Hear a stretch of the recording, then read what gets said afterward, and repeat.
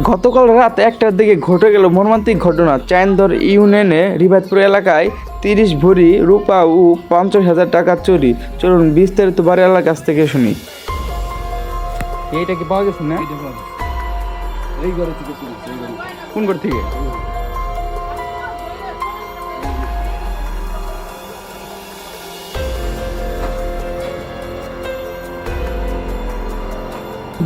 বুধবারে খানা তৈরি করছে, খানার মধ্যে ডাইলের মধ্যে রিসা দিলে পর ওনার 2টি মেয়ে আর উনি 3জন লোকে খানা খাইছে। খানা খাই আইরে নিশা ধরে গেছে।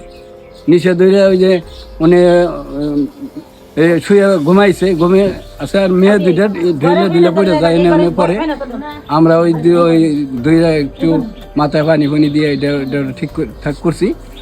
ওই রাত্রের বেলা ওই যে শাশুড়ি হয়তো ঘরে শোয়া রইলো। তারপরে রাত 1টার দিকে ওই চোরে আইসা দরজা ধরিয়া এমনি 3টা 4টা ঝাঁকি দিলে পরে ওই দরজার যে খিলটা একটু দান ঢিলা হইলে পরে একটা কাঁচি দিয়ে ওই খিলটার এই বলতেছে খালি টানতেছে খোলার জন্য। ওই সময় কেউ চেতন পাইলে পরে ঘরে দরজা আমনে করে আমার ডাক দিছে। আমি আবার এই রুমে শোয়াচ্ছিলাম।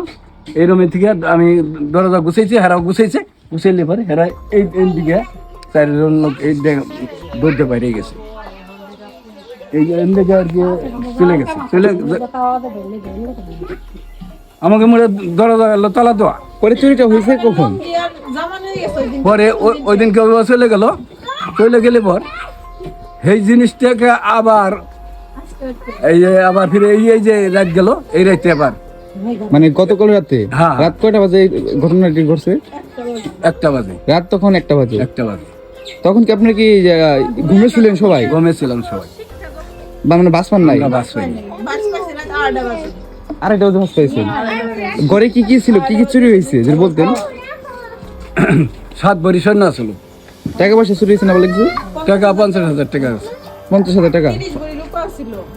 30 ভরি রূপা ছিল। আর এমনি চুরি হয়েছে নাকি ঘরের মানে মাল সামান আরো স্বর্ণ বাদে, টাকা বাদে আর কিছু না? এই টাকা স্বর্ণ এর আগে রাত্রে কিন্তু আমার 2টা লুঙ্গি নিছে, আর ওনার জামা কাপড় নিছে, আমার এক নাতির একটা পেন নিছে। এর আগে রাত্রে এই ঘটনাটি ঘটছে। এলাকার নাম কি রিবাতপুর জামিত চাইনদর ইউনিয়ন রিবাতপুর এলাকা 5 নং ওয়ার্ডে। হ্যাঁ।